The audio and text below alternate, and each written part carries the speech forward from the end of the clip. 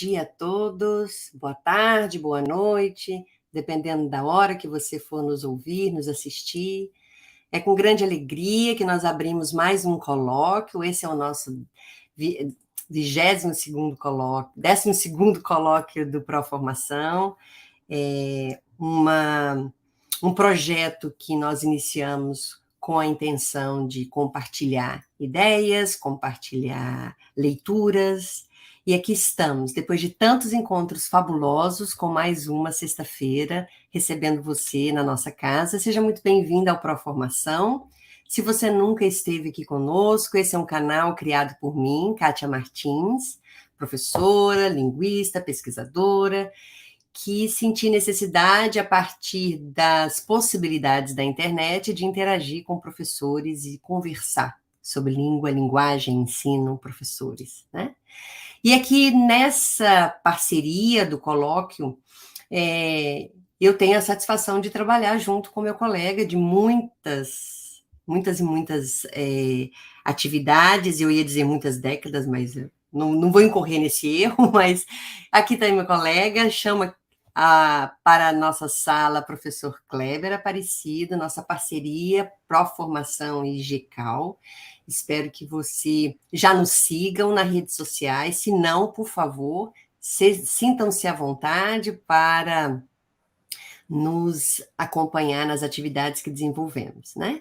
Muito bem-vindo, Kleber, para mais essa manhã deliciosa. Teremos hoje a companhia de duas amigas, das quais eu fico muito feliz de poder chamá-las de amigas, especialmente de colegas da academia, as quais eu tanto aprecio, especialmente pela área, pela sensibilidade com que lidam com a área de conhecimento que decidiram estudar. Muito bem-vindo, meu amigo. A palavra é sua. Bom, muito obrigado, Kátia. Muito obrigado. Agradeço muito a gentil apresentação. Agradeço muito a parceria que nós temos, o GECAL, que é o nosso grupo de estudos críticos e avançados de linguagem, juntamente com o Formação. Queria, em nome de todos os pesquisadores do nosso grupo, agradecer muito essa parceria. Hoje nós estamos fazendo o 22º, né? 22º Não, eu fiquei 22º, eu me confundi toda, mas é mesmo, porque já estamos há 2 anos fazendo. 2 anos, 22, né? Obrigada pela correção.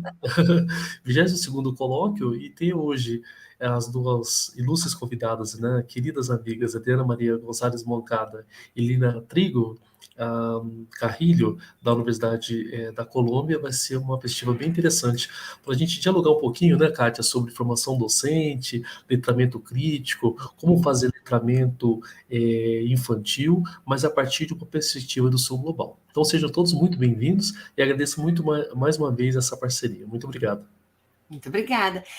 E como é de costume, nós aqui realizamos esse colóquio, eu e o Kleber estamos à frente dos grupos, mas temos sempre um convidado especial do nosso grupo de pesquisa que nos ajuda com essa mediação do diálogo. E hoje, a colega ilustre que vem para a nossa sala acompanhar aí a nossa mediação, nos ajudar nesse diálogo, nessa conversa, é a professora Paula Cobucci, professora da Universidade de Brasília, Faculdade de Educação, colega, sim, de mais de uma década, de mais de 2, eu não vou falar muito, Paula, e que aqui, então, nos ajuda a brilhantar essa manhã de conversa, de diálogo, né, sobre um tema tão interessante, tão pertinente a todos nós, que é o letramento, e letramento na infância, especialmente, né? Vamos lá, Paula, a palavra é sua. Bom Seja dia, bem-vindo, Paula. Bom dia, Kleber. Obrigada pela apresentação tão amistosa e tão simpática.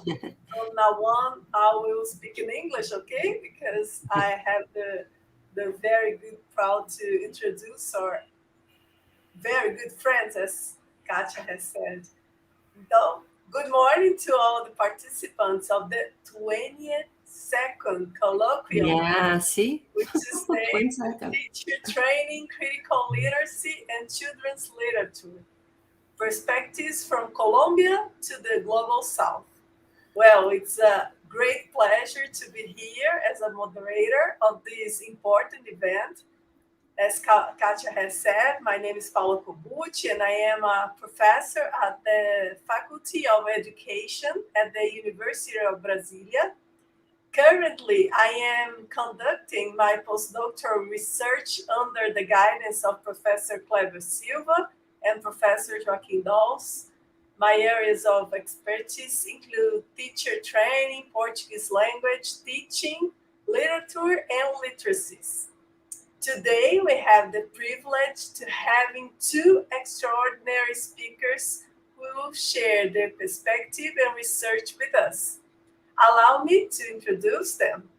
Our first speaker, Adriana González Moncada, holds a degree in English and Spanish from the Universidade de Antioquia, a master's degree in language science from the Université de Nancy II in Paris, and a PhD in linguistics from the State University of New York at Stony Brook in the United States. She currently serves as a full professor at the School of Letters at the University of Antioquia in Medellín, Colômbia. And Dr. González is involved in teaching and research across various academic programs, including the bachelor's degree in foreign languages, the master's program in teaching and learning foreign languages, and the PhD program in education. Her areas of interest and publications encompass teacher professional development in foreign languages, world Englishes, English as a Língua Franca, and language policy. Furthermore, she has held important positions, including Director of the School of Languages and Director of the International Relations Office at the University of Antioquia. Our second speaker, Lina Trigos Carrillo, is a scholar with a passion for critical sociocultural approaches to literacy, bilingualism, and education. She is a professor at the Department of Spanish and at the Universidad del Norte in Colombia. Previously, she completed her postdoctoral research at the Campus Writing Program at the University of Missouri and was involved in the National Program Development Grant titled Strengthening Equity and Effectiveness for Teachers of English Learners, founded by the U.S. Department of Education. Dr. Trigos Carrillo investigates how students from diverse backgrounds, including emerging bilingual communities, access education through reading and writing in Americas. Additionally, she engages in programs, in projects, and with families and communities to strengthen parental involving and family community literacy practices from early childhood to higher education, all from a perspective centered on the Global South. It is worth noting that the colloquium marks a special moment as we have not only two brilliant speakers, but also two moderators, me and Katia Martins. Besides, we are very, very honored and we look forward to learning and exchanging ideas with all of you throughout this event. Thank you very much for being here. And now we invite Professor Adriana. Bom dia, good morning, buenos días. Es un honor, es un placer estar aquí con ustedes. Estoy muy feliz de tener la oportunidad de dialogar con los colegas y queridos amigos del grupo y todos los asistentes. It's an honor and a pleasure to be here. No hablo portugués, solo puedo decir que me siento muy obrigada y estoy muy contenta de estar con ustedes, compartiendo algunas de mis reflexiones en investigaciones y proyectos que he llevado a cabo sobre la educación y la formación crítica de los profesores en Colombia. Voy a hablar en inglés y en español. Lo siento, no tengo la capacidad de hacerlo en portugués, pero creo que podremos entenderlos. Muy bien. Could we have the first slide, please? Ok. Como pueden ver, voy a hablar sobre la educación crítica de los profesores de inglés en Colombia y algunas reflexiones que tienen que ver específicamente con dos puntos, la colonialidad y el hablante nativismo. Coloniality and native speakerism. The next one, please. So I have proposed this agenda, and I'm talking my loci of enunciation is this. I am a full-time professor in a public university, and I have had training as an educator, as a teacher, and as a language learner in Colombia, in the United States, and France. I speak 5 languages, but I am also a teacher.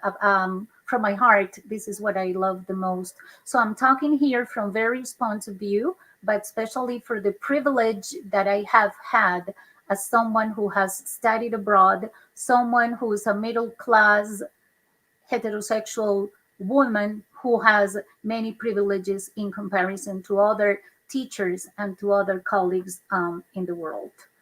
I will be talking about what English language education in Colombia is, especially within the bilingual Colombia national language education policy, and 2 big points, or major points, English teachers' professional development and English teachers' education. And finally, I will have some remarks. Voy a hablar básicamente sobre lo que ha significado la política lingüística en Colombia en 2 puntos, la formación de los profesores en ejercicio y su desarrollo profesional, sobre todo para que entiendan un poco la dimensión de lo que es la política lingüística en Colombia. Siguiente. Next, please. Okay. So for those of you who don't know, we have a national English education policy called Bilingual Colombia, which is a very controversial name because Colombia is not a bilingual country. Colombia is a multilingual country with 68 indigenous languages, which include Colombian Sign Language, Rom language, and 2 Creoles. And of course, Spanish is the major language of communication, but this language policy has imposed English as the term to define bilingualism, reducing the multilingual situation of many Colombians to English and Spanish. Colombia has embraced this adjective bilingual Colombia to respond to the global market and to be a competitive labor marketplace so that Colombians can achieve different jobs in the world, and we can see ourselves as being and taking part of the globalized economy. It's also part of attracting investors and tourism to the country. Local teachers, along all these years, local teachers have been treated with disdain, as Carmen Elena Guerrero, one of our colleagues, has said, and teachers has been portrayed as the villains of this. Teachers, especially local teachers, Colombian teachers, who are not native speakers of English and who work primarily in public schools, have been considered to be responsible for the failure of the national targets. We have some targets initially for 2019 and then for 2025, in which all students in Colombia will achieve the B1 level of the Common European Framework and teachers the B2 level of the Common European Framework. And all this represents what I have called the myth of the bilingual nation. Como pueden ver aquí, básicamente esta política se ha centrado en negar el carácter multilingüe que tiene Colombia con sus múltiples lenguas propias, lenguas indígenas, los 2 creoles, la lengua de señas colombiana, la lengua romaní, y se ha centrado en reducir el bilingüismo a inglés-español. La parte más difícil ha sido cómo se han representado los profesores de inglés, especialmente los colombianos locales no nativos, que trabajan en colegios públicos. Next slide, please. Okay. El desarrollo profesional de los docentes de inglés en ejercicio se ha caracterizado por ser una lucha entre los discursos coloniales y las prácticas locales. Hemos tenido la influencia de agencias muy poderosas internacionales y los discursos transnacionales basados en la economía, donde se ha utilizado un modelo que se dice que es efectivo y válido, probado en Europa o probado en el norte global y que se ha transferido a Colombia y se dice que se garantiza su éxito porque ha sido utilizado en muchas partes. Con relación al desarrollo profesional, la mayoría de los programas tienden más a la cobertura que a la calidad o a la continuidad. No se considera necesariamente que los profesores sean partícipes y co-constructores de las agendas de desarrollo profesional. Aún no se consideran todas sus necesidades y hay un gran papel del sector privado, representado en las agencias privadas internacionales, las agencias que venden exámenes, las agencias que venden sus textos y, por supuesto, empresarios o grupos de personas de carácter privado o asociaciones que venden sus servicios y que han sido responsables de gran parte del desarrollo profesional. Ha habido muy poco empoderamiento de los profesores y, por supuesto, no se les considera como profesionales en el amplio sentido de la palabra. So, as you may see here, the professional development has been a struggle between colonial discourses that respond to international and transnational discourses of economy, education, and the power of English, and teacher training over professional development has remained as the major source. And the power of the private sector has been very, very evident. Next, please. Okay, I want to try 3 key concepts that are the notions of investment, imagined identities, and imagined communities. And I'm using these terms because they relate to how teachers see themselves, how they want to be educated, and how they want to participate and co-construct different teacher professional development programs. And these key concepts are fundamental because they help us analyze teachers' identity, teachers' desires, teachers' needs, and how they should help us shape teacher education and professional development initiatives. Estos 3 conceptos que voy a desarrollar son muy importantes porque nos permiten entender las necesidades de los profesores, entender el carácter y la urgencia de que ellos coparticipen en el diseño de los programas, especialmente de desarrollo profesional, para que se respete su saber, se respete su experiencia y puedan ser realmente co-constructores de las agendas para la localización de la educación. So the 3 concepts are investment, imagined identity, and imagined communities. Teachers are invested, and this is, or investment is a notion that goes beyond motivation, because motivation is something cognitive, but investment requires all your capacity and your passion and your emotion and everything that helps you pursue with perseverance and increase your symbolic power and, of course, economic capital. But not only economic capital, it's also a possibility for getting social and cultural capital. And an imagined identity, it's something that you develop through investment, and is a desired being, is a way of enter an imagined community of desires and aspirations. And finally, this imagined community is a place where you could belong, where you could have, you could share your aspirations and also your fears with other members that you don't necessarily get to know.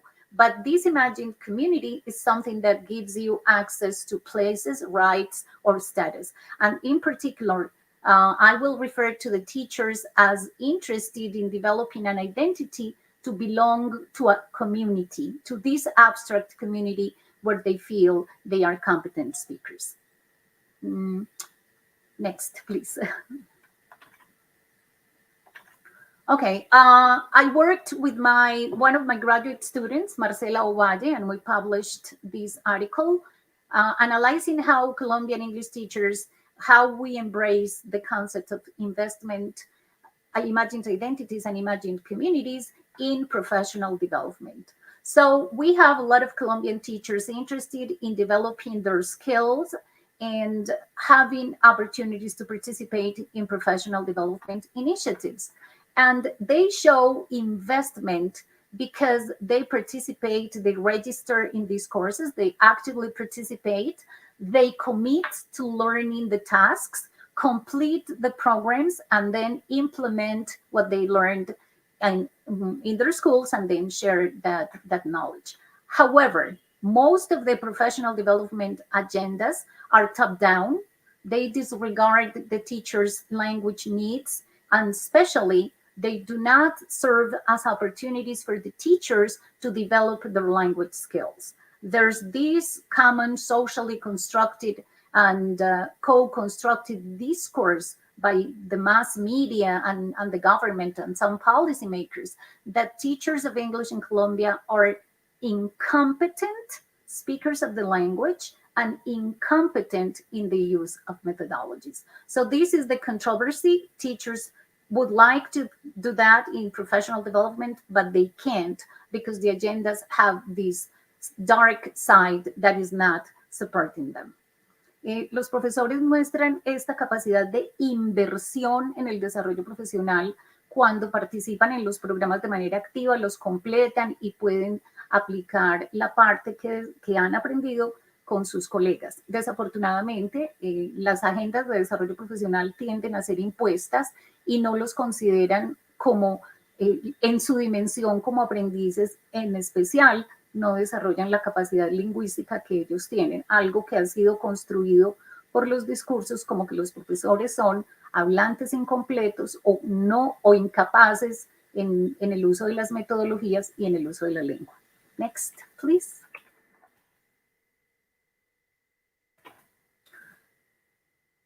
Los profesores se sienten, en especial, y nuestro trabajo se centró en los profesores de inglés de los colegios públicos que no son hablantes nativos de la lengua, que han estudiado en Colombia y que la mayoría tiene una licenciatura, un título de formación de 5 años. Otros en la educación primaria no tienen formación en inglés porque la política no lo exige. Sin embargo, estos profesores buscan a través del desarrollo profesional desarrollar 3 identidades imaginadas, que son ser hablantes competentes de la lengua, manejar las tecnologías de la información y la comunicación y ser expertos en la metodología. Sin embargo, los profesores están respondiendo a las agendas de competitividad del país, a la competitividad económica y a figurar en el estatus mundial y se siguen viendo desde las políticas como técnicos, no como profesionales, sino como simples técnicos que tienen que llevar a cabo estas políticas. So the teachers, public school teachers in Colombia who are not native speakers of the language, who have studied in Colombia, who have been educated in Colombia, and who work mainly in public schools, they want to develop 3 imagined identities: as proficient speakers of English, as ELT experts, and as ICT, competent ICT users. Unfortunately, the agendas portray them not as professionals, not as competent professionals in education, but as simple technicians that are to implement the mandates of the economy, the mandates of the sociocultural international practices in globalization that make the country competitive. Next, please. So teachers would like to participate in this imagined community of bilingual teachers because most of Colombian teachers do not identify themselves as bilinguals, although they may speak besides Spanish, English, and other languages, maybe their native languages in the case of indigenous communities where teachers have grown up. So there is this idea that they want to belong and they want to be labeled as bilinguals. And to do that, they search for opportunities to increase and to belong to these very elite group of Colombian teachers that support bilingualism. And this responds to colonial views of language based on native speakerism. And of course, teachers, due to these agendas, we tend, and I include myself, we tend to suffer from the imposter syndrome. This syndrome that makes us believe that we're not complete, we're not good enough, and we lack something. We have a deficit that doesn't make us and doesn't allow us to be part of this ideal community of bilinguals. And this is something that Anne Pavlenko has identified as very common in many teachers all over the world. Esta identidad imaginada está alineada con la comunidad imaginada, donde los profesores quisieran ser considerados bilingües. Sin embargo, ese término desconoce y se reduce, como ya lo dije, se reduce a inglés-español y no reconoce la capacidad multilingüe que tienen en distintos casos. Y responde a las visiones coloniales de la lengua, al hablante nativismo y al síndrome del impostor. Next, please. So now, if I want to talk now about teacher education. So professional development has responded to these basically premises of coloniality and native speakerism. But this is also reproduced on how we educate teachers. So English language teachers, and in many universities where they don't have autonomy or where they are forced to respond to the national education policies, again, very well defined by coloniality and native speakerism. So teacher education has to respond to this idea of internationalization. And this is what I will briefly address. Estas políticas nacionales para la enseñanza del inglés y que han permeado desde la colonialidad y los discursos del hablante nativismo han influenciado el desarrollo profesional, pero también la formación de los profesores en ejercicio. Y en este caso, a muchas universidades se les ha impactado. Y me quiero referir específicamente a lo que se ha pensado que es la internacionalización de los programas de formación docente, de formación de profesores de inglés, porque en ese afán de internacionalizarse aparecen más evidentemente estas formas de colonialidad y de hablante nativismo. Okay, so as Colombia is responding, as you may see, Colombia is responding to a need to internationalize education, and we need to be competitive, especially after we joined the OECD. And this is one of the major motivations to impose English as a mandatory subject from preschool to higher education. And this is giving us the idea or the excuse that English is going, and international education is going to help us consolidate our peace agendas, that is going to support investment in the country and better agendas for science, technology, and the production of local knowledge with international pertinence, which is, in a sense, it is correct. La necesidad de internacionalizar la educación se ha centrado en esto, en objetivos económicos, en decir que nos va a ayudar a consolidar las propuestas de paz y la consolidación de agendas de producción de conocimiento local con pertinencia internacional. Y esto se ha usado como la motivación para que todo el sistema educativo y la formación de docentes tenga que ver con el inglés. Next, please.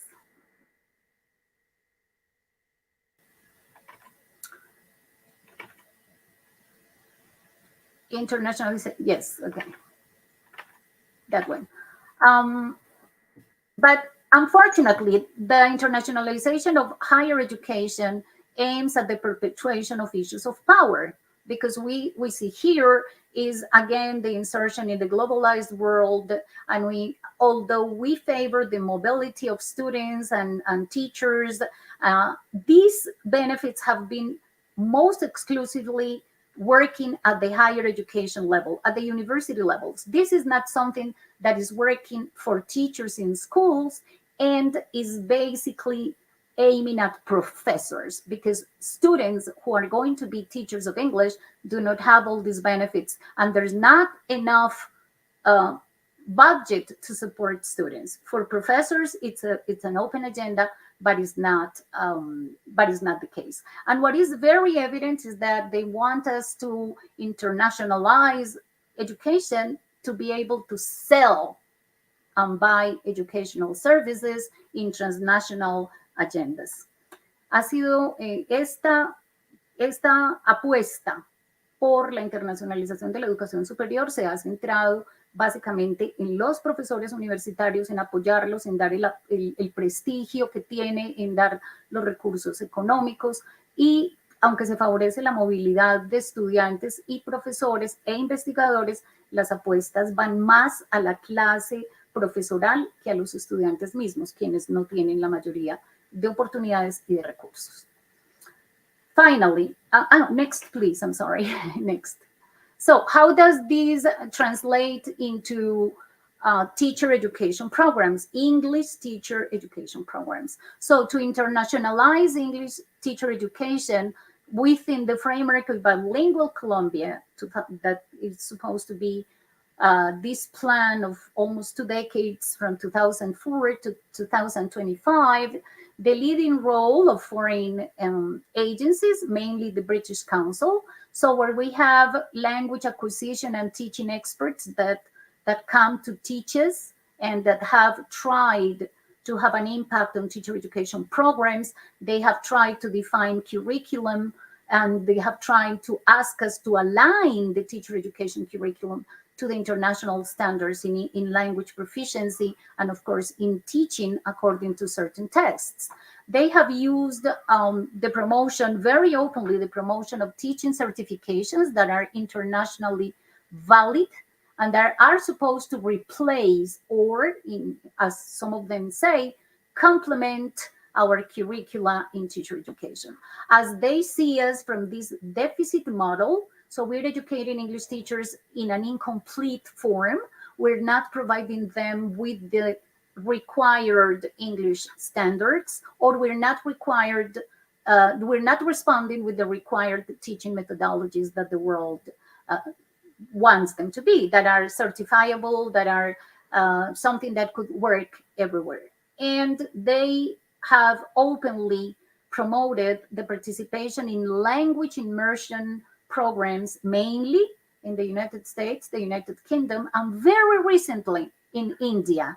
And I highlight India because India would be a very interesting and different approach to expose future teachers to a language variety which is not from the inner circle and represents a very different way of the traditional native speakerism. And all these ideas of internationalization of teacher education, English teacher education, respond and endorse native speakerism.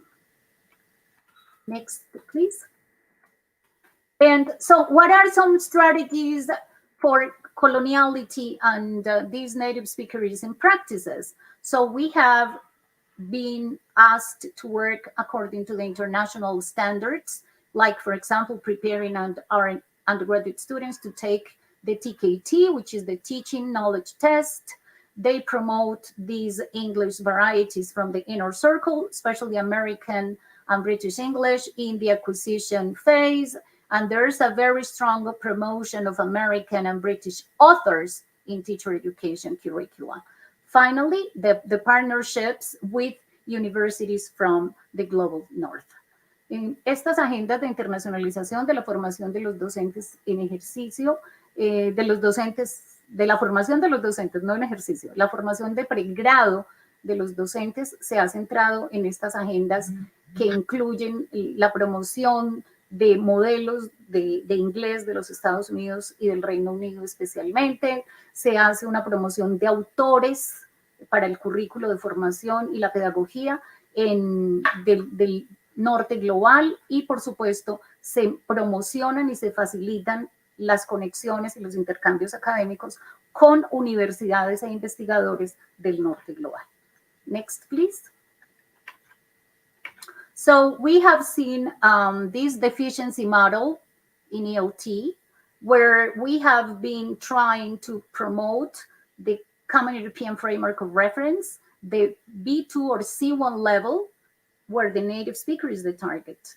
And they have promoted additional certifications that go beyond our curricula, like the ICELT, the CELTA and Delta, and the TKT. And of course, the presence of foreign native speakers instructors that have come to correct local teachers' professional flaws. That has been one initiative that has been very controversial, where they have brought volunteers who are paid to come to teach with Colombian teachers, especially in public schools, to kind of fill the gaps, the linguistic and cultural gaps that the government thinks local teachers have. Esta política se ha basado en el modelo de la deficiencia y en la cual siempre se está promoviendo el hablante nativo como el target a nivel de suficiencia en la lengua, especialmente la promoción de los niveles C1 del marco y C2 del marco común europeo de referencia, las certificaciones adicionales y la propuesta que durante varios años se llevó a cabo de tener hablantes nativos extranjeros que venían a apoyar a los profesores en ejercicio. Okay. The next one. So what are the final remarks? So I think it is important to contest and how can we react? ¿Cómo podemos reaccionar a esto? Simplemente, como dicen Hawkins y Norton, necesitamos desarrollar la conciencia crítica, la autorreflexión crítica y las relaciones pedagógicas críticas para que los programas sean situados, los programas y las prácticas se centren en lo situado, haya, por supuesto, el trabajo dialógico y nos involucremos en las oportunidades de co-crear, de trabajar con los profesores, entre profesores, de una manera mucho más abierta, promoviendo en especial, es el llamado, el diálogo sur-sur, que nos enriquece y nos pone en la tarea de estar como pares. Y, por supuesto, tener la posibilidad de desarrollar la praxis, la fusión de la teoría y la práctica local, localizada, eficiente a las necesidades desde la perspectiva ecológica de las comunidades y nuestros estudiantes. So just to finish, to contest this coloniality and native speakerism in teachers' education and professional development, as Hawkins and Norton suggest, we need to work on critical awareness, critical self-reflection, critical pedagogical relations, where we promote local knowledge, situated learning, reflexivity, and praxis. And of course, as I would say, promote South-South dialogue. And the next one, please. Thank you very much. Muchas gracias. Obrigada. And that's my email in case you want to contact me. Mi correo electrónico en caso de que alguien esté interesado en continuar esta conversación. Thank you. Muchas gracias, Adriana. Thank you for your presentation. Well, I think it's better to propose the questions to you right now. So our research group read and discuss your text. And as a group, we have crafted some questions for discussion. Good morning, Rosinda. I think Katia will present the question.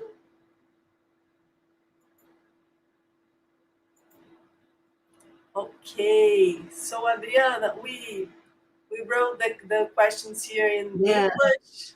Sorry, my delay here. I'm trying to do everything behind this backstage here.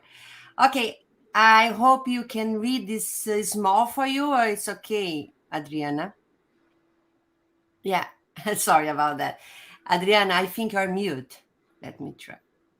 Just remove, I think you're mute. It's very small. Okay. Okay, would you like to read, Katia? You can, go ahead. Okay, how can someone's identity respond to society's demands or represent a conflict between what the individual desires and what social ideologies impose.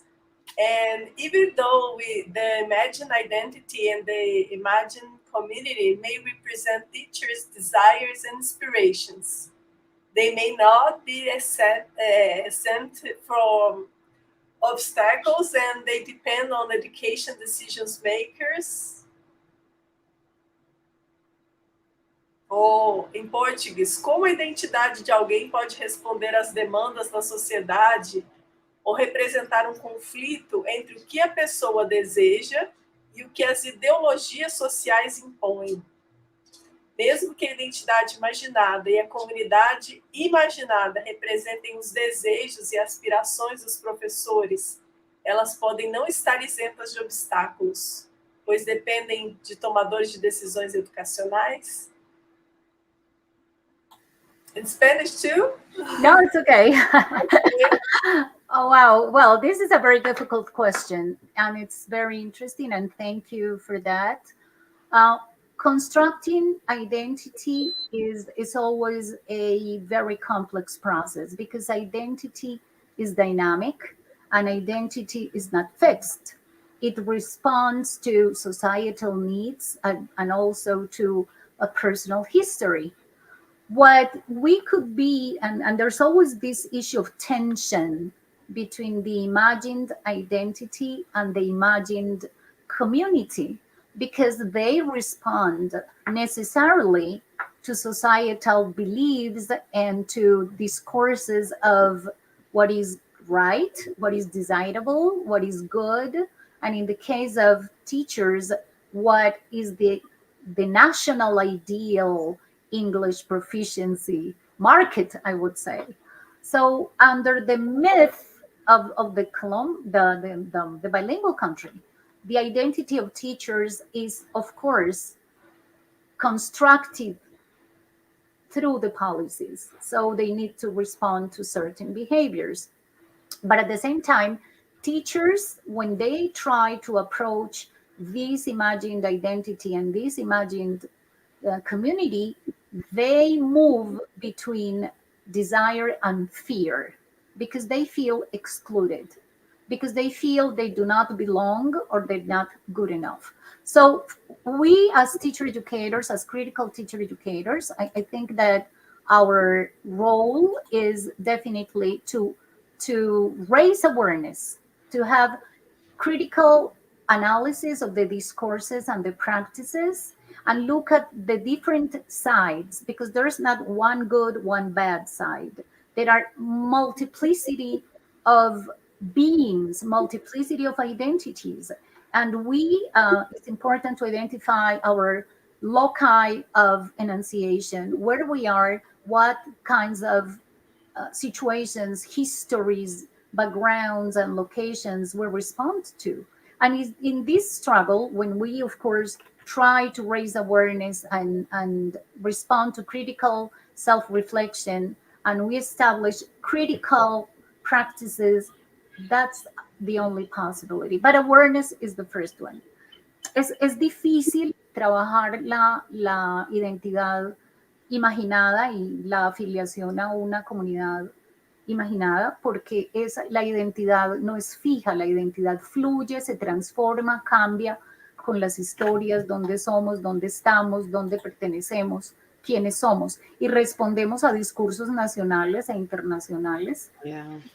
Pero lo que queda para nosotros como formadores es motivar la reflexión crítica, de construir los discursos y mirar las múltiples caras de lo que hacemos y lo que sucede, porque no hay un lado blanco o un lado negro, no hay uno bueno o uno malo. La vida es gris y tiene muchos tonos de gris. Life is complicated and it's not black or white. There are many shades of gray. Y bueno, es la complejidad. Adriana, I think this is a similar than the issues you find in Brazil, because the national policy should indeed be open to teach training that respect the local context and the local needs. What happened is you watching outside the context, you watching different curriculums, or you try to copy some curriculums from outside.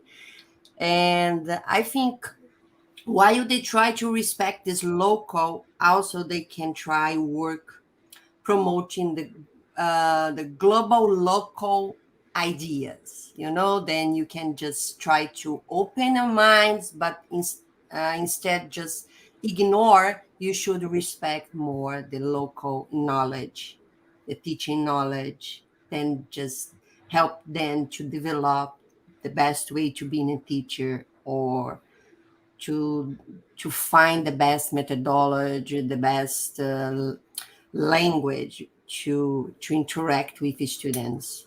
And I'm so glad to be here and hear you to discussion that, because for my whole life I work with Portuguese as a first language or mother language. Then I think this is not one issue when you're talking about bilingual.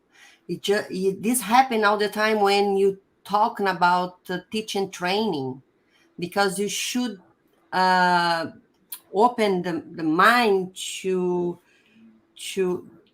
improve, to increase the teachers' confidence, the teachers, how can I say, the respect from themselves. Then this is so nice to hear. Thank you for sharing your thoughts with us here. Paula, do you want to say something, or just go on the next one? I think we can listen to Adriana answer the next question, please. Yeah, let me find here. Here. Okay. Adriana, sorry for this size, but because you try to put together English, Spanish, and Portuguese, now I realize how small it is. Sorry about that. It's fine. It's okay. Now I use the whole screen. Now I can see it. Okay. Thank you. Can read for her, please. No, she can see it. You can see? Okay. ¿Se quiere leer en español muy bien por nosotros?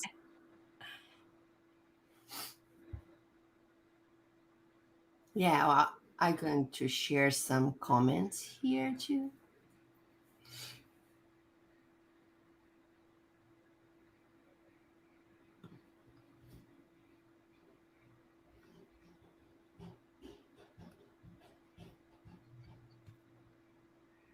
Okay, this is, it's a very good question. Yes, when we asked the teachers to write their narratives, and we used something that's called paralyzing experiences and crystallizing experiences. So we asked them to look at their present and their past in terms of professional development initiatives. What was the most striking experience was that many teachers were very happy when they participated in a professional development initiative that supported their language proficiency. Because as we believe, many teachers, or are we even us, we believe we're not good speakers. There's always something missing. As we say, I am incomplete, I don't speak like a native speaker. And this low linguistic self-esteem is something that many teachers fear. And many teachers say, and they begin speaking, apologizing for the language. Something like, mi inglés es muy malo, lo siento, no hablo bien, mi acento es muy regional. So they were given the opportunity to take advanced English classes in a private language center, and they were very happy because they had very good teachers and lots of materials and lots of ideas, and they have computers. Okay, so that was fantastic. They all got a very nice certification, and they said, oh, my English has improved a lot. When they went to their schools, they didn't have the resources. Their language policy in the schools didn't let them use all those hours of English. They didn't have the computers, the internet access. So everything they learned was ideal for a private school, not for for a public school. So most teachers felt frustrated because there was this mismatch between the ideal language-centered training and the reality of their classrooms. That was the big issue. And second, that ideal program didn't last. There's no continuity, and teachers do not have enough spaces to maintain their language proficiency. They feel abandoned because many of the courses that are offered are short, they have imposed agendas, and they have nothing really closely related to their professional development in terms of language development. And that's how they feel very insecure. And most of them start saying, don't ask me questions in English. This interview should be in Spanish, or my narrative is going to be in Spanish, which of course we allow that because, you know, the first language is very important. But that has been a very, very striking situation that many teachers did in the retrospection. Adriana, when you said they went to the private contest to receive a training, to be training, and they come back to the real context, like a public school, and say, oh, I can't do anything because here I don't have these tools, I don't have this internet, I don't have everything to do the same, and they start being frustrated. Do you think the same thing happening when teachers go outside to learn in these international programs where they can, which one they can be in another country and stay there for 1 month, and they found this is a dream place to learn, and then when they come back, they feel paralyzed. They said they cannot do anything as they learned before. You think this happened? Because I just want to give you one example. I had here the opportunity to train 100 Brazilian teachers come to Canada for the government program to learn English, also to learn Canadian curriculum for the elementary and high school. Then they are so excited, they are so happy, but the end of the program, most of them told me, I don't know what I can do, because when I come back to my real context, I don't have anything like that to reproduce or to continue doing the same kind of classes or making or this plan or develop this curriculum. And I think this is another thing too. It's not just about the textbooks. Sometimes it's absolute nonsense for the community, or the tools they have, the private contests, and also these internationalization programs sometimes just put them outside the reality. Then when they come back, doesn't anything make sense for them? What do you think about that? Absolutely. Absolutely. Es la realidad y es la verdad. El problema el caso que cuentan los profesores en su experiencia retrospectiva en un centro de idiomas privado, o el que estás contando, parte de una idea de que lo que se produce en el norte global es bueno para el sur global. Sí es bueno y funciona en muchos países, si funciona en el marco común europeo de referencia, si funciona porque lo han pasado de Estados Unidos o de Inglaterra a Asia, tiene que funcionar en Brasil, tiene que funcionar en Colombia. Ese es el problema. El problema es pensar que las prácticas educativas y de enseñanza, de aprendizaje, de formación de profesores son transferibles, que lo podemos pasar de un escenario muy diferente históricamente, culturalmente, económicamente, educativamente, pasarlo a nuestros contextos. Y porque viene del norte global es la solución, porque viene además permeado del discurso del Salvador, el discurso del misionero, el discurso del blanco monolingüe que viene a ayudarnos a enseñar la lengua y además la lengua y la cultura que supuestamente es la original. Estas situaciones ocurren, por supuesto, porque las realidades son muy diferentes. Es el mismo modelo. Es the same model. And from this nice experience I could have here, I can tell you we divide the group in small groups, and you have 2 Brazilian professors and 1 Canadian professor. And from the beginning, the way the Canadian professor said, she really believed the teachers from Brazil didn't know anything. Like they are like a white broad, and you just can board and you can do everything with them. I said, no, you are absolutely wrong. They are absolute creative. They are unbelievable. How can they find a way to create and to answer the issues you have? Then this is something show us in the real situation how the way they look at us is different the way you look at them. Yeah, then this is something nice.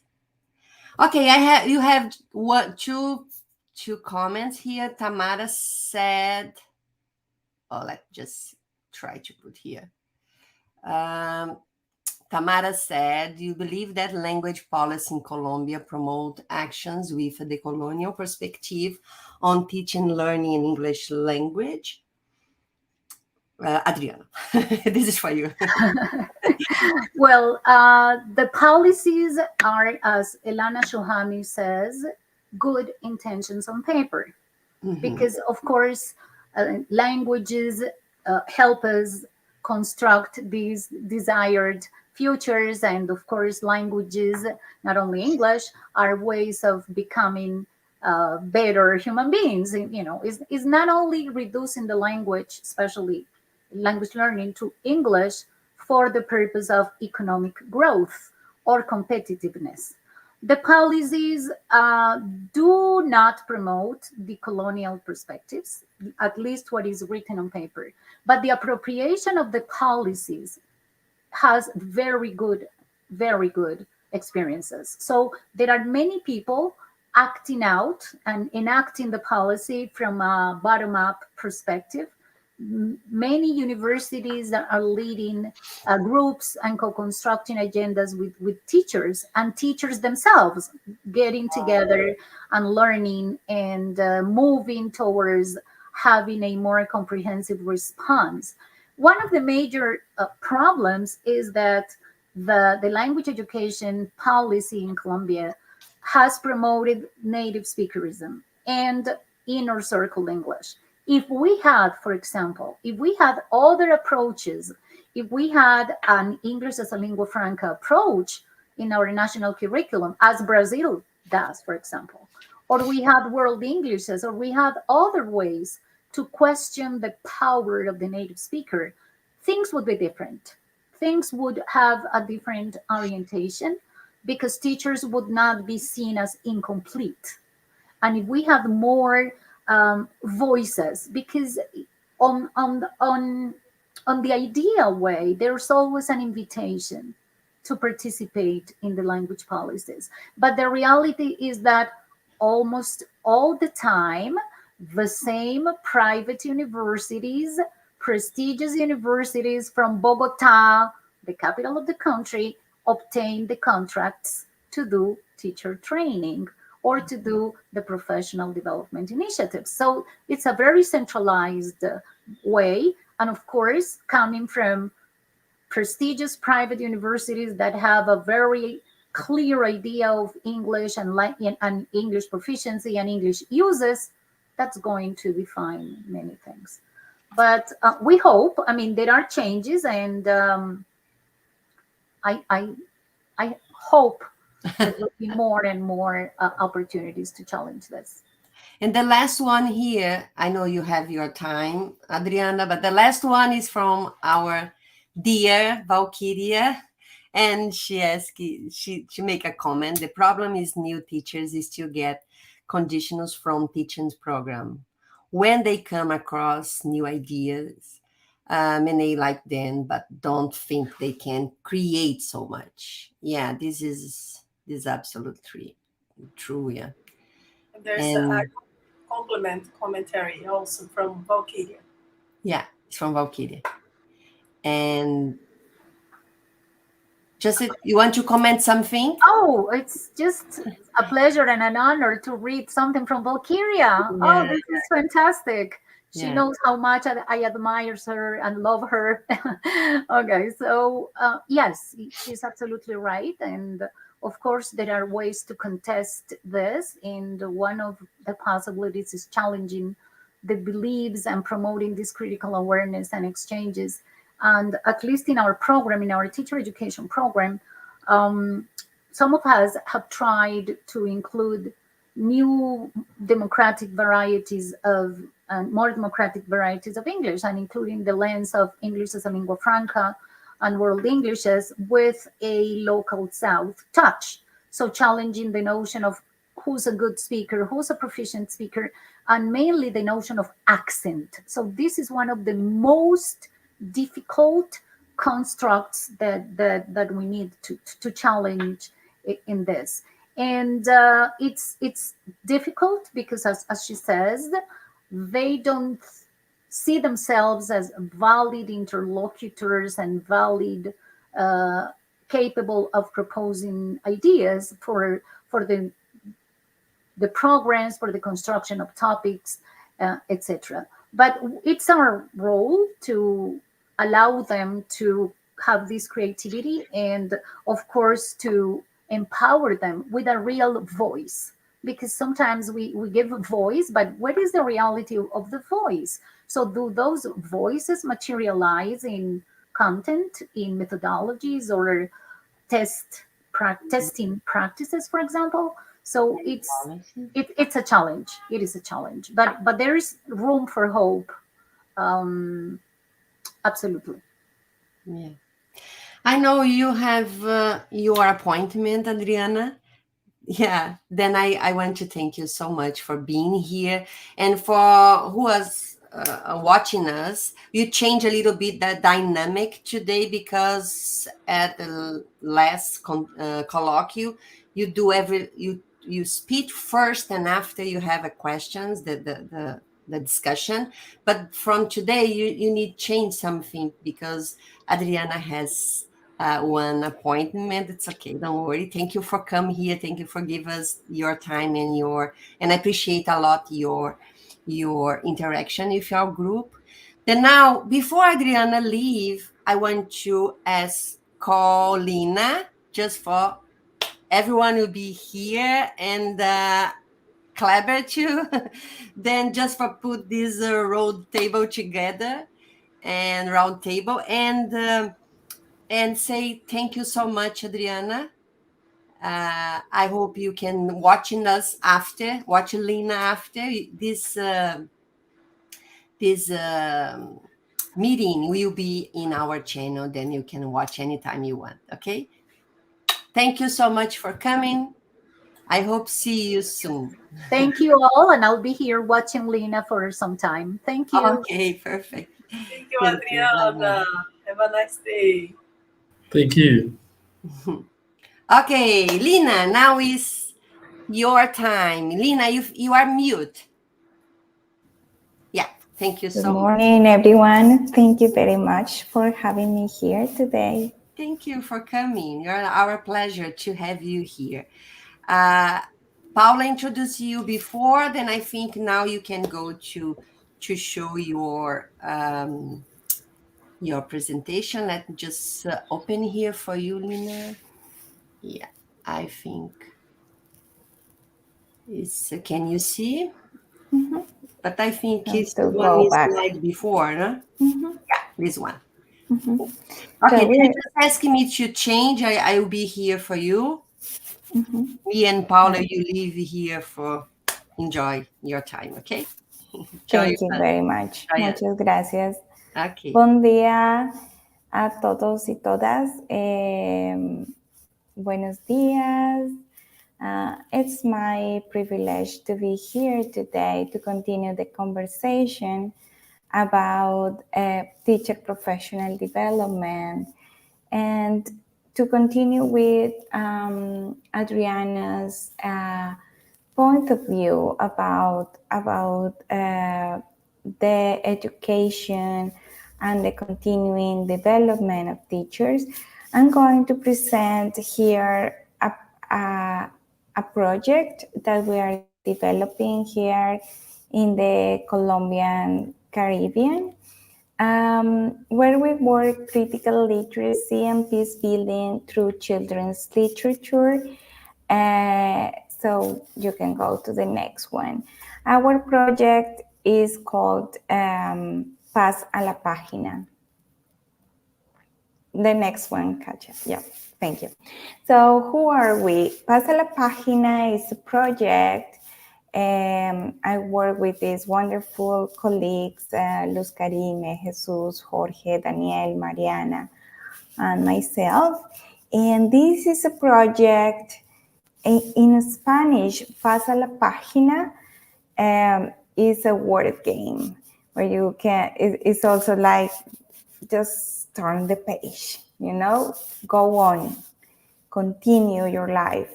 But it's also the reference of not just reading, writing, but how can we do more with what we can do with literacy, and that is our focus on transformation.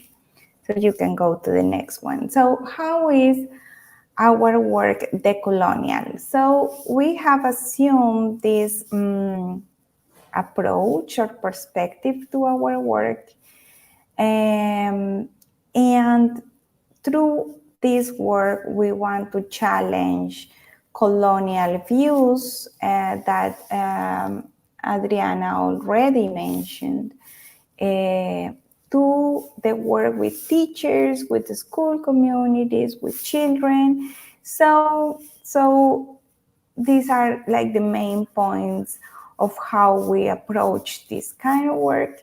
So the first one is that we try to maintain a horizontal approach to teacher professional development. That means that we don't come with an established agenda. We don't come saying people what they have to know, what they should be doing, but we establish a partnership. For that reason, our research is critical participatory research. That means that teachers, students, families, they all have a say in what is the route that we are taking, what we need to prioritize, what is important for us, and especially teachers build community, and that has been very important. And for that reason, the third one is these trustful bonds with teachers and students and community, and this takes a lot of time. For that reason, we just don't do professional development and just live in like kind of the one-time approach or the different little workshops. No, this is extended field work with the community, and this implies community engagement. We have shared with this community that I'm going to present today almost 2 years. And it's not only that it's been 2 years, but that we meet every week.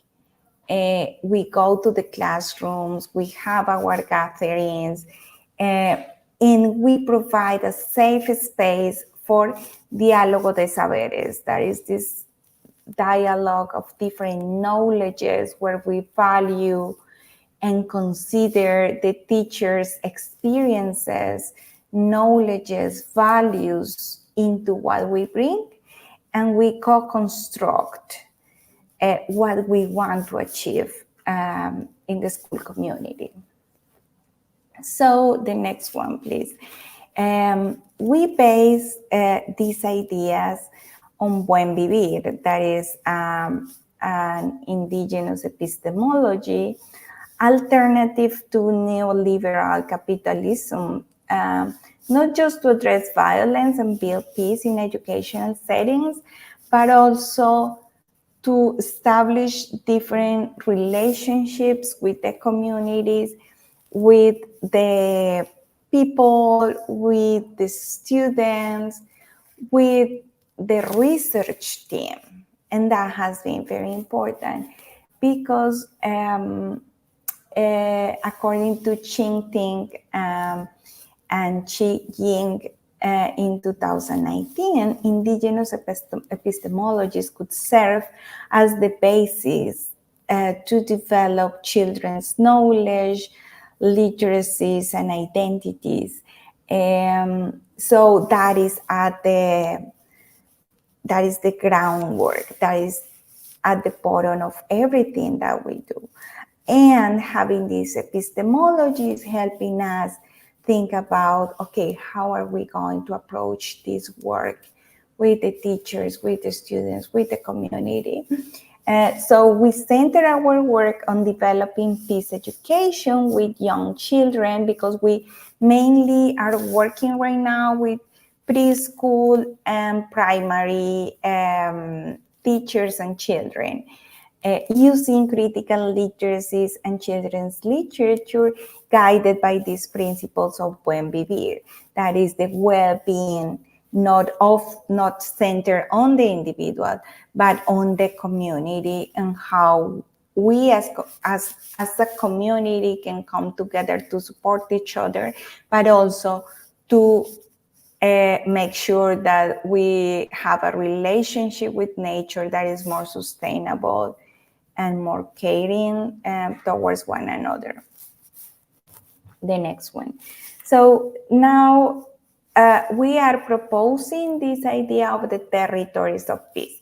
So when you talk about peace, peace is an abstract concept. So usually when people think about peace, they imagine the absence of war, right? But we have a more integral and comprehensive vision of peace, where we construct this balance or harmony in different territories. So the first territory of peace is my territory, that is peace with myself. And there we work towards understanding our emotions. That is something that we don't frequently work in schools, and is how we understand that education is also an emotional and an affective endeavor, and the children need spaces to talk about how they feel and to learn how to manage their own emotions and to find peace within themselves. And that is not only the teachers, that is the children, that is also the teachers, that is also ourselves as the research team. And then we have the second territory of peace. They don't have any order, they are just interconnected. So we have this other territory of peace that is peace with the others, and that is the development of empathy and putting ourselves in someone's shoes and understanding what they are going through and how can I make the life easier for them. And then we move towards an understanding of peace that requires societies to have social justice.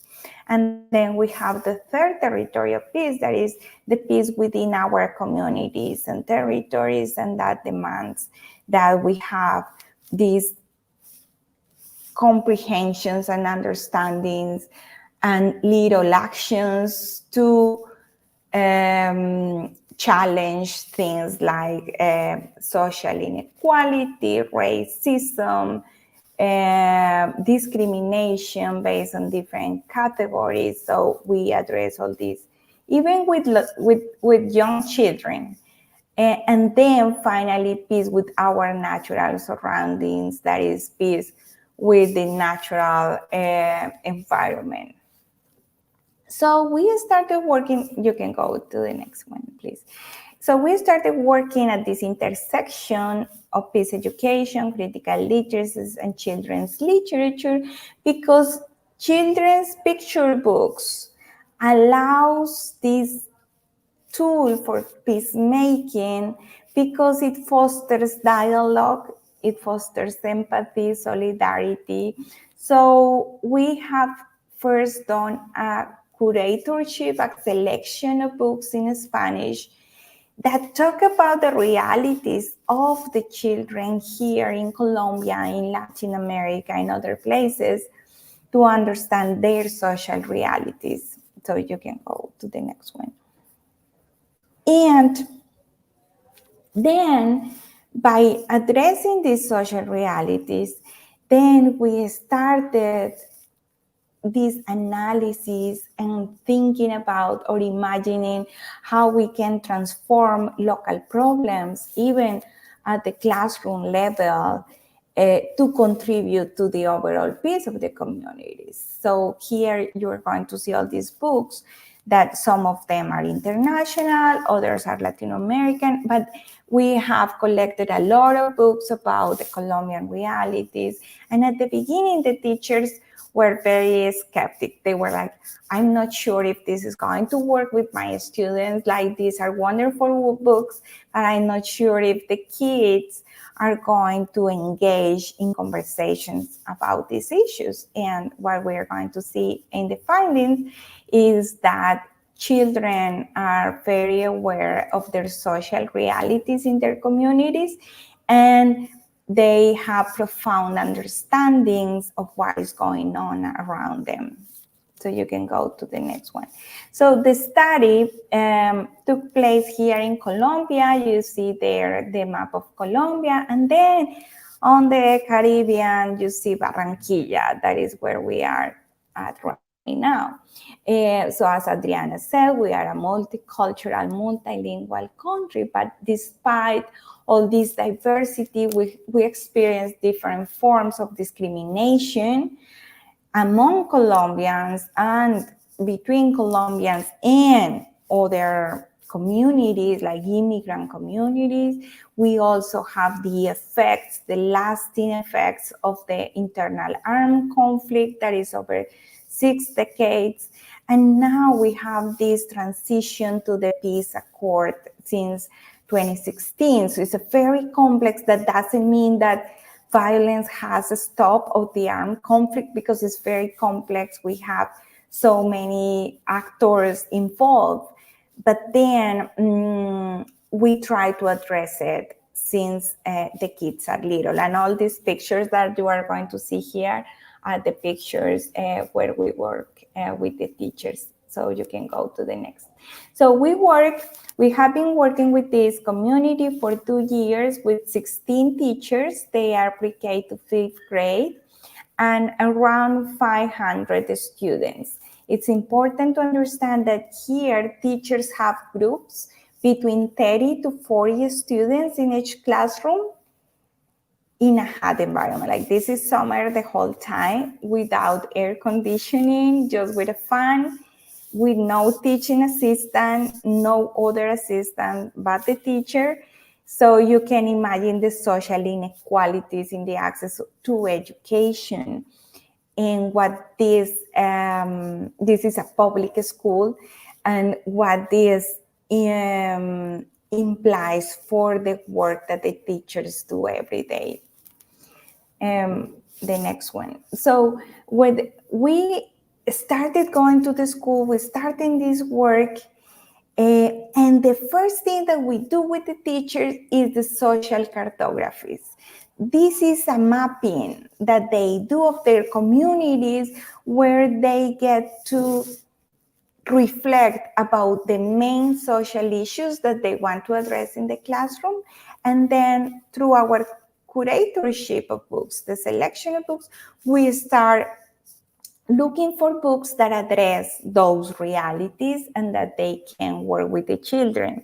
So for that reason, you can see there the social cartographies, then the curatorship, that is the selection of books, and we have this situated professional development that is in the school, that is ongoing, that is co-constructed, and that has allowing us to reflect and grow together with the teachers, with the students, and with the community. So you can go next. So with the social cartographies, teachers could recognize so many things. You can go to the next one. This is a participatory, dynamic, communitarian approach to reflect about what is our position in our community where we are. And here you see the different cartographies where they draw their communities and the different challenges that the kids experience in this community. So there you find mental health, the lack of empathy in certain contexts, the coexistence in the classroom after the pandemic, the sense of belonging, discrimination, environmental justice. So these are all issues that the teachers started to reflect about since the beginning of the project. You can move on. And then, based on those problems, we did this curatorship. The QR code is going to be here available for you if you want to go and see the list of books. It's a precious, wonderful list of books where we have more than 50, maybe now 60 titles. You can go to the next one that cover the 4 territories of peace. So peace with myself, with peace with the others, with the community, and with the natural environment. You can go on. And then when we started working with something happened, Katrina. Yeah, we are seeing the whole. We are not seeing the whole screen. Yeah, now. Okay. So when we started working with the books, we decided that... Sorry, Lina. It's my fault. I touched something here. Just let me know where you are. You're perfect. Yeah. It's okay perfect. here? Yes, don't worry. Okay, sorry about it. So we designed these stages of the critical reading aloud. So when the teachers took the books, in here we have all the plenty of books that we work with the teachers and the students. So what they did is they took the book and then we decided, okay, what can we do with the books? So we had these stages and we brought to the teachers these little infographics where we were like, okay, this is some things that we can do to address social issues and the different territories of peace with the children. So we usually, what we do is planning first, then connecting, and this is connected with children's experiences and previous knowledge. And this is very important because you connect and recognize their lived experience. And they start exploring the images and touching and looking at the book just without reading yet, without reading the words. And then we start interacting and asking critical questions and creating through the reading a space for dialogue where we may not agree or we may agree. But what is important is that kids have the opportunity to talk about what they are seeing and reading in the book and how they connect their reading with their own lives. And And that has been powerful because we have seen a lot of transformation. And then after that, we have this space for reflecting and dialoguing. You see that this is based on critical pedagogy, that is like reflecting, dialoguing, transforming the praxis. And then we have this space for transformation. You can go to the next one. So what we found is that we have seen transformations in all the territories of peace. You can go to the next. So, for example, the transforming the relations to self. You can go to the next one. So, at the beginning, they had these answers that they didn't have the language or the linguistic repertoire to talk about their feelings. They had this like, we are sad or happy. And they always wanted to give the expected response. What is the teacher expecting me to answer? And here we can see this development in the ways in which they address the emotions. So we are reading this book and how does Willie look like? And they were like, sad, okay. Why does he look sad? Because it's going to rain. So they started reading that something was going on. And then the teacher asked, how is his face? Oh, he's kind of green, like he's about to puke. So another student said, he's dizzy. Okay, so one could say he's annoyed, but what is he annoyed by? And then they say, by the cloud.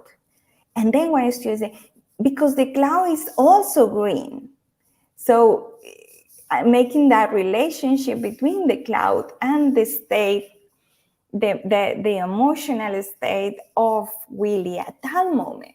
So this is very different from what we saw at the beginning that was very fixed, answers.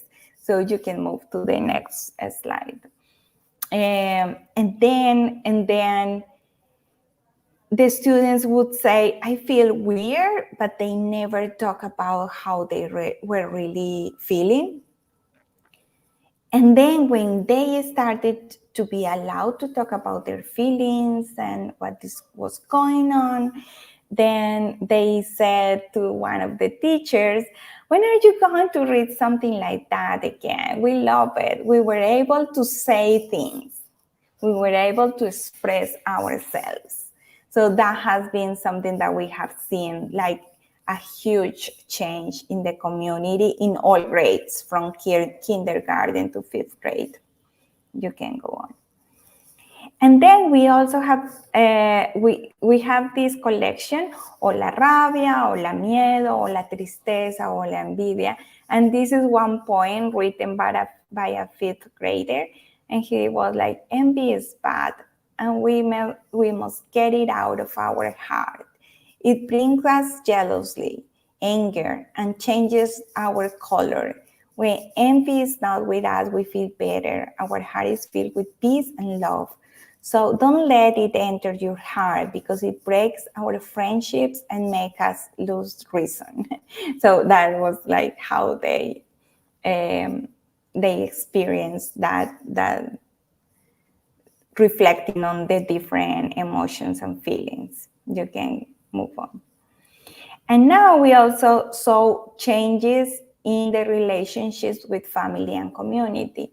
So something that happened is that children, even in preschool, they recognized that they had experienced racial and economic discrimination in their communities. So here, this is the teachers saying they really like the story. And this is Preciosa Morena, that is about a Black girl who doesn't value herself at the beginning, and she finds this way of loving herself. So when they discriminated the little girl because she was Black, some of them felt touched by this, because this comes from experiences they have lived, and they have also felt the same rejection. Some of them mentioned they were rejected for being Black. They were pushed away when they were in the playground. You're not playing because you're Black. 2 or 3 children felt identified with the character in the story.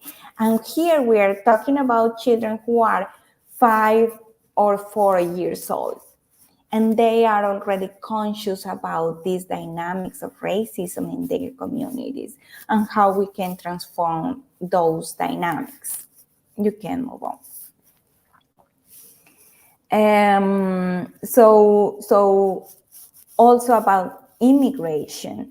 So this is a family who migrated from Venezuela, and the children, a 4th grade children, a child, he said, like, once my brother, who studies at the same school, had a debate about whether Venezuelans had to go back to their country.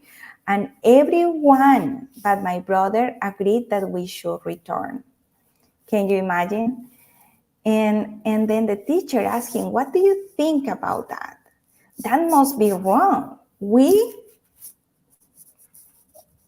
like that level of reflection.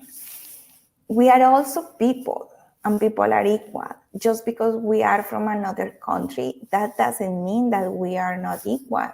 We are all the same, and those things don't matter. And from that conversation, children in the classroom became more aware about he was feeling about being Venezuelan in Colombia, and became more supporting of him.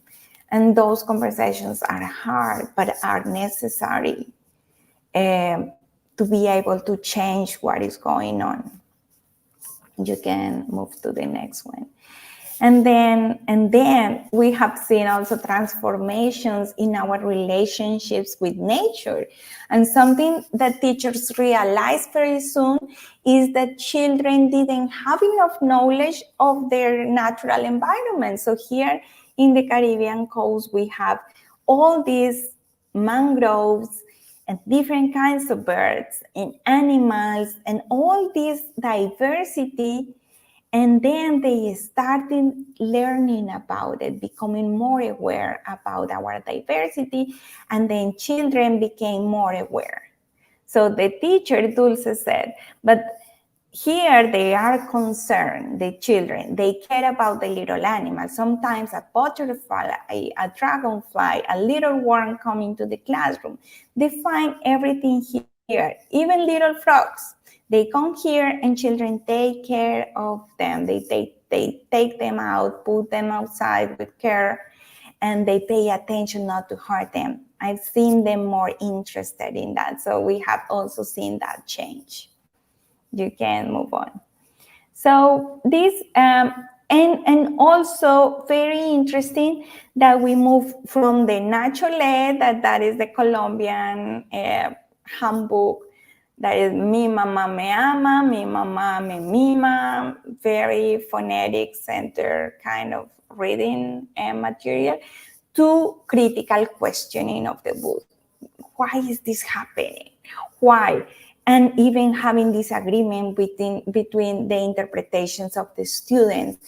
And that for us has been a huge gain to see that difference in the teachers and in the students and in the community. You can move on.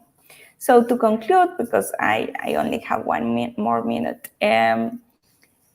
we believe, and it has been our experience in this school, that critical literacy serve to transform the territories of peace, all the territories of peace, in the classroom and in the community. Children's literature with a critical focus offers windows for reflection about the local social realities, to be able to foster empathy, solidarity, and dialogue in school communities. For us, participation and recognition is at the core of our work. That includes the teachers, our college students who are part of this, the children, the school administrators, the families. They are all important, and we want them to feel recognized. And we believe that a decolonial approach to research should respond to the local needs and problems and desires of the community. So we have to establish these dialogues, to listen to them, to have this pedagogía del cariño, to love them and to take care of them, and that they feel that we really care about these communities. It's not just because it's our work, because we have a strong commitment towards them. So I hope you enjoyed this presentation and learning more about our study, and thank you very much. You can gracias, and from all our team. Pasa la página.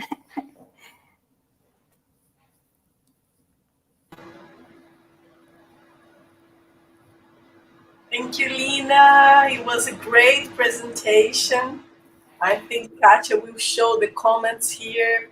A lot of people is commenting that is very happy to watch you, to watch the presentation, to watch the perspectives you're presenting.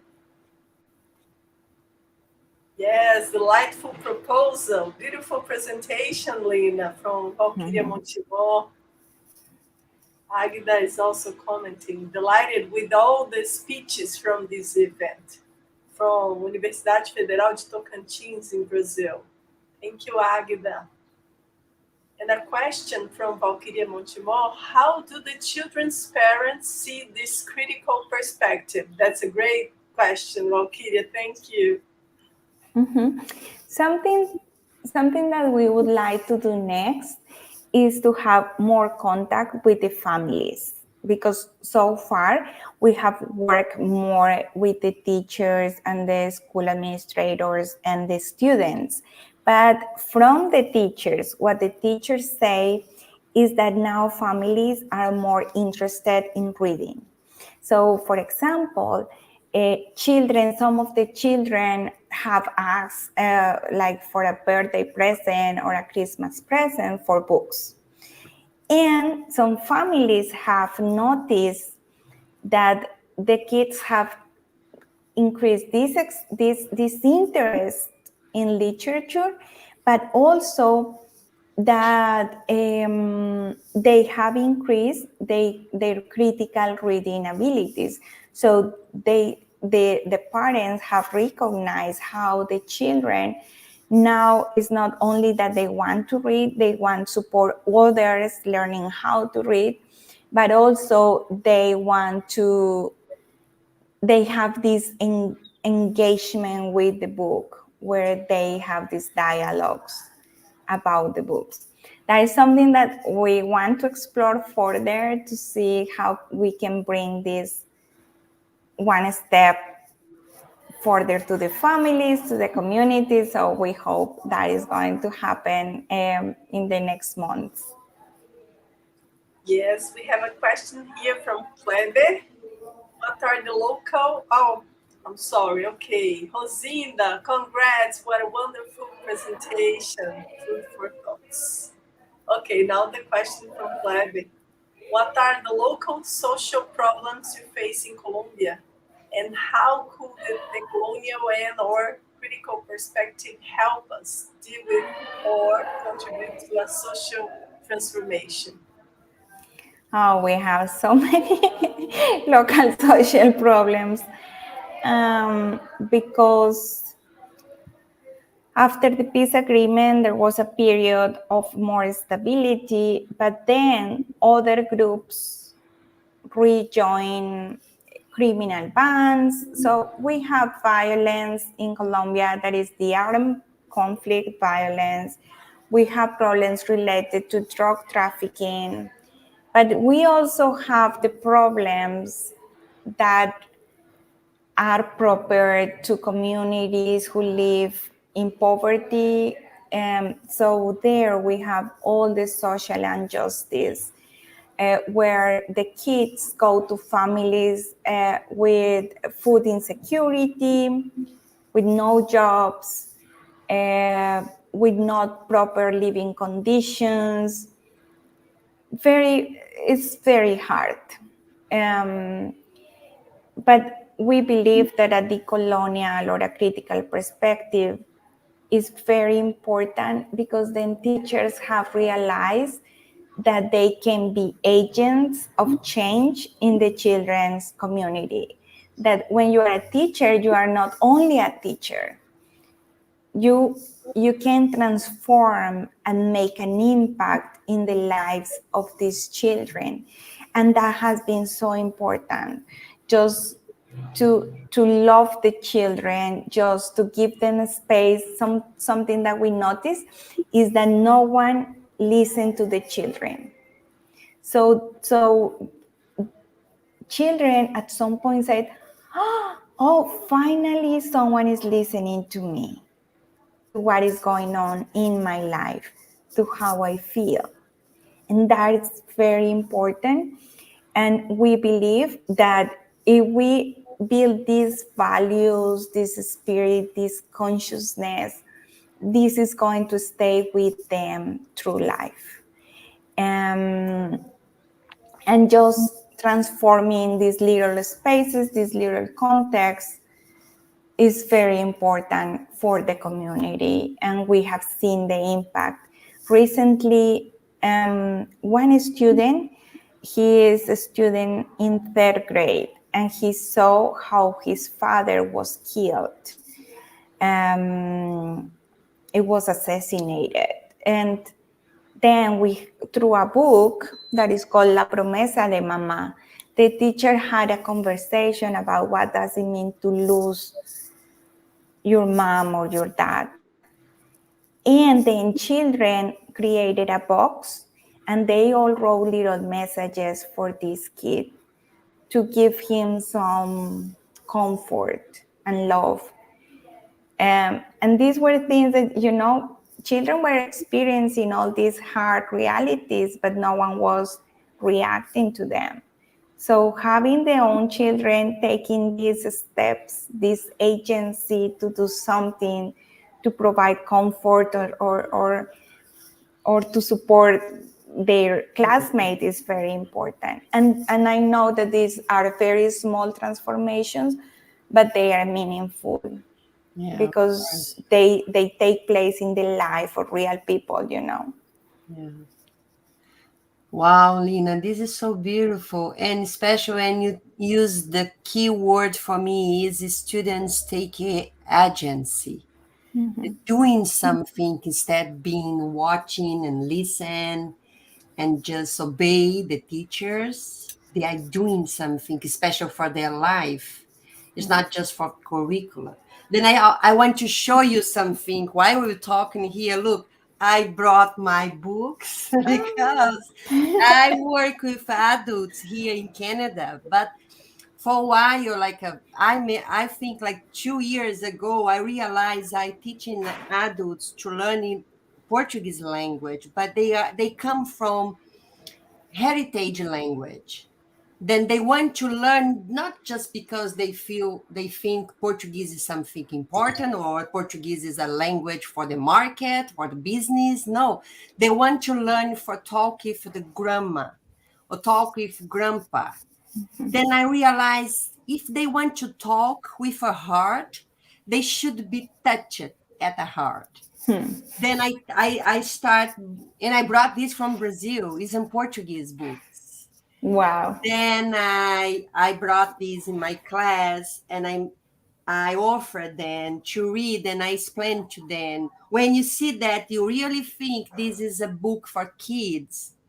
But because this book is so special and the literature is something else, you also can work with adults, with young students, and do everything to show us here. At least you can do with students in the different level. Then because you don't talking about the content, you don't talking about the curriculum, you're talking about how the language can mean or can be meaningful to your life, then, or for your life. Then I'm so happy here and say, oh, Lisa, I love it. I love it, that idea. And Paula told me in the backstage, she said, "Oh, Katia, you should have a Lina in Brazil." I thought, I should have a Lina in Canada. Yeah, you should have your idea, spread your idea around the world, because it's absolutely nice, your job, what you're doing with these teachers, how your research, also your job can, your work with these kids can improve the quality of life, né? As you gave us this example, you go to touch one single kid, this for this boy, I think so was a boy, this will be something he can remember for whole life. How kids can help them. And thank you so much for sharing this with us.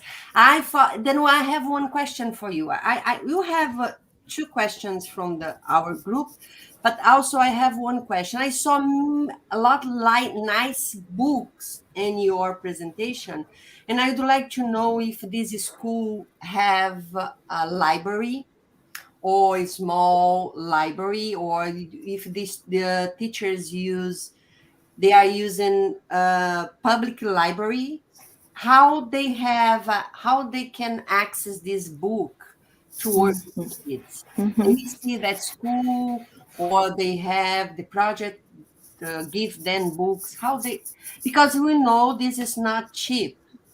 This is not easy to buy and have numbers of them as you like, as you dream.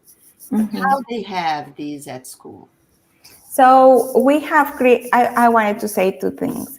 First, that we started reading the books with the teachers, but for the students. We were like, and one day we brought this book that is Hola Rabia, High Anger.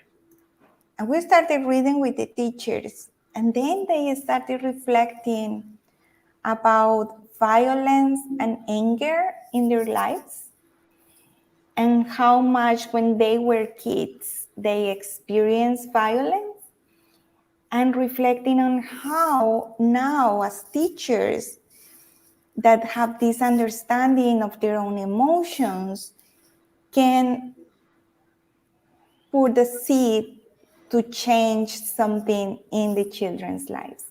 So what we have discovered is that the books are not only for the children. The books are for the teachers. The books are for us. For us, we take the books everywhere. I have worked with these books with my college students. Yeah, I know. And because they are about life, you know? Yeah. So it doesn't matter what age you are. What is important is that you can connect with the story. So it has been really transformative for us as researchers, for the teachers, for the students. And yes, you're right. Access to the books is another big issue. When we arrive to the schools, there is a small library, but they don't have many like these kind of books. They didn't have them. And we realized that the teachers only had one book, like one picture book in their classroom. A very traditional folk tale or something like that.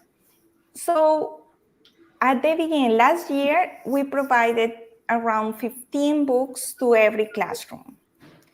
But now we have so many titles and so many books. So what we are doing now is what we are calling the Paz a la Página library. So the Paz a la Página library is that we carry all these books. We have bought like 200 books, and we carry them. And every time we have these meetings with the teachers, they get to select what they want to read the next 2 or 3 weeks. So we are all the time interchanging books, bringing new books, and so we have all these interactions around the books. But in the future, when we get some funding, we would like to create the Paz a la Página libraries in the schools, so that maybe they have 2 or 3 units of every title that they can go and borrow, and then they can interact with the books all the time. But in the classrooms, we also like to have books, because sometimes something happens. And the teacher is like, oh, right now I need this book, and they go and take the book and they use it as an excuse to foster a conversation about a critical issue in the classroom at that moment. Fantastic. Yeah. I hope you can develop this idea as a national that project. Would be wonderful. And I would love you have a library, a small library each school, and you can improve this idea, because we know how this can change the life of kids and the life of school. Yeah, you improve the environment in school when kids can learn in peace or talk about peace. Yeah, you know that. You have some comments here. Paula, you want to say something? It was a great pleasure to meet you here and to learn from you, Lina. And I think we all that listen to you are very grateful for learning with you this morning.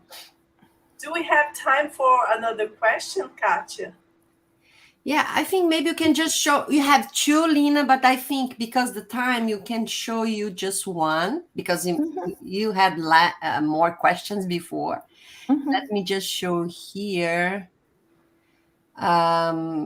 Yeah, you're talking about this with our group. Something keep our attention was how you create this project to talking about peace, because you are in some aspect, Brazil and Colombia are similar. We are similar. Then you have some places in Brazil face the big issues with violence too, and kids come in school with the violent context. And sometimes the school just ignore that, just don't face this reality with the kids. And for us, what's so special, read your article and thinking together how this dialogue with us in Brazil schools. Then the group make this question or think about this question. How is this conception of peace related to education and critical literacy practices? In what ways can critical literacy contribute to the construction of peace in contexts affected by inequality and structural violence? Then you show us, I know your slide answer us a lot. Here you show many examples, you show titles, you show some experience the kids has, but if you can talk a little bit just for you end this meeting, keeping this reflection about how work with critical literacy can help kids and teachers at school to talking about peace. So here in Colombia, since 2016, that the government signed the peace agreement, then peace education became very relevant, because one of the numbers of the peace agreement included education. Oh, fantastic. How are you going to educate for peace? Okay. At that time, in 2016, I was living abroad. I came back to Colombia in 2018. And then I had the opportunity from 2019 to 2021 to work with a community of former guerrilla members and their families. That was in the Amazon Piedmont of Colombia, very south. And there, talking to them, trying to understand their realities and their histories and the value that they gave to education. They said, hey, if I had received education or access to quality education, I would have maybe not ended up in this guerrilla group, but also that to be committed to peace is to be committed to education, because that is where you have this idea of the social cohesion, working together to achieve a better life for everyone. And then we started and then I got together with Luz Karime Calle, and she had been working about peace education. And then we realized, hey, peace is not something that is a Colombian thing. Peace is something that we need everywhere. Yeah. If you go to the US, they have mass shootings every week. That is violence. And people are and children are exposed to violence in very different ways around the globe. So this is not a Colombian thing. This is something that touches every society in different ways. Yeah. And what we realize is that when you are living in a country, and that this is happening in Brazil, in Chile, in the US, in Colombia, that are very polarized, politically polarized societies. When you are from this, you are the right or the left, or you support this person or this other, To talk about these issues is very difficult. Yeah. Because then then it's because you are a socialist or you are an educator. And as an educator, your role is to provide access and quality education to all your students. But then through the literature, you can talk about very complex phenomena from a very personal point of view. Yeah. And through the stories, you can connect to all kinds of people. So that is wonderful because that is the magic of literature, is that we may not agree on who are we going to vote for, but we can agree that we have experienced these feelings. Then when you see someone who is sad, you want to do something to make this person feel better. And so I believe that is connecting through our humanity, that we can get together and have difficult conversations on issues that at least at the personal level we need to really agree upon. Yeah, thank you so much, Lina. And I was listening you here, and I think when you brought this at home, at school, or read this for kids, at least for teachers, educators, you can bring one, I cannot say neutral voice, but you can bring one powerful voice. It's not your voice as a person. It's not the voice of a school or the voice of the political or party.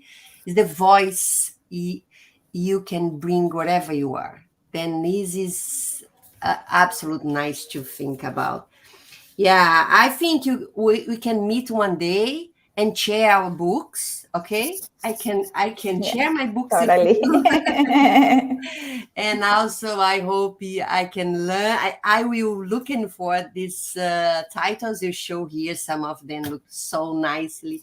And also, where you share with you some authors you have in Brazil is amazing authors you have in our language. And I think this is, when you're talking about peace here, you make me think also, and you say you are brilliant when you said about this is a global issue, is not something local. And especially when you think about the social media and how violent is a language in social media, and how this create for the new generation one new path where you cannot see the real violence because it's not like a evident area as you have a physical. yeah, then this is something you should be prepared to help these kids to face in the future. And I really believe the literature can help kids and can help the society to recognize yourself, to keep the humanity skills inside us, because our life is today, you don't know which can come in the future. This is so sad, but we need to finish. I can be here talk with you about literature and literacy all day, but I know you have some people watching us. Thank you for being here with us until now. Thank you, Lina, for share your heart with us, because it's not just a knowledge, your feeling, your heart, your beliefs, and these inspire us to work and to fight for this literacy in Brazil too, in Canada, as I am. Okay, Paula, you want to say something? Yes, I want to thank you again, Paulina, and to end before inviting Kleber, we would like to express our sincere gratitude to our speakers, Dr. Adriana González and Dr. Lina Trigos Carrillo, for sharing their experience, their expertise, their research with us. Of course, your contribution have enriched our understanding of critical literacy, education, and peace building. And of course, we would like to thank you a lot for Professor Kleber Silva, because he is the one who let us express everything we learned with you and make this contact with you, professors. And we hope to see you in the future, here or in Brazil or in Canada, Katia. Yeah. Or in Colombia. Or in Colombia. Very good. Kleber. Thank you, Lina, for your presentation. I'm delighted with your presentation. We learned a lot with you today. In my point of view, the first things to defend about Global South is to create the opportunity to listen the research in the Global South. Yeah. And today you have this opportunity to learn a lot with Lina Trigos Carrillo and Adriana González Moncada. It was wonderful, your presentation, your conception about research reflect Paulo Freire's philosophy. I remember one sentence or discourse about Paulo Freire. He said, "The educator is eternalized in never being he or she educated," and to start the education, of course, that's necessary to start with our children. And to transform our society, it is necessary to transform our children. And today, Lina, you give us the opportunity to rethink critically about this. And thanks a bunch about this opportunity to learn with you. Your trajectory and your philosophy inspired us, to continue to defend the minorities in Brazil and to create some strategies to rebuild a different society for our children in the future. And thank you, Katia and Paula, for this opportunity to learn with you, with your question, the interaction. It was wonderful. It was amazing. Thank you too. Okay, Lina. Kiss you, and if I can, I hug you too, as a Brazilian. Then I hope you can see soon. Good job. Yeah. Muchas gracias. Muchas gracias.